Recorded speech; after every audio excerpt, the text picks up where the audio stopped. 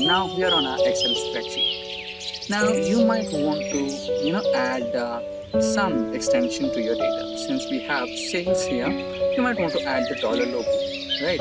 So if you have like 5 to 10 rows, then it's easy. But if you have multiple rows, then it might be a little time consuming.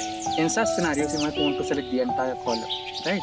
So how do you do that in a shortest method? So there are multiple methods to do it. So the easiest one, the first and the easiest one is clicking on the column number or column name.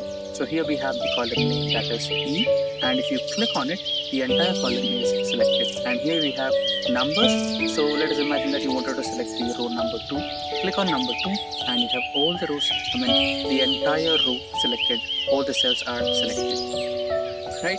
So this is one way. And again, there is another way where you can just, click on the first table header and press Control Spacebar. So the combination key is Control Spacebar for columns, and if you want to select the entire row, it is Shift Spacebar. So this is the method 2.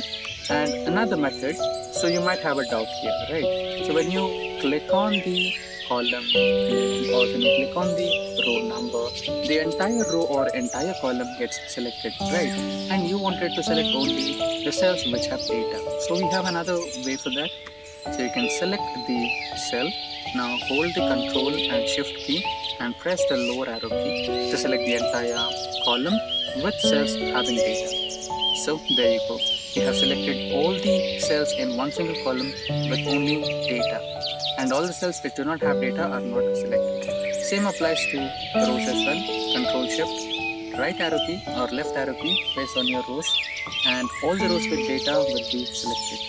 All the cells in a row are selected, not the entire row. And coming back to the first question, that is adding the dollar symbol. So here we have general. So go to the data type and add currency. So you have rupees here. So currently we are in India, so we have rupees. Now what is the advantage of selecting the entire row when you don't have any data in the 57th row or the next cell, right? I'll show you. Now let us add the number 100 and press enter.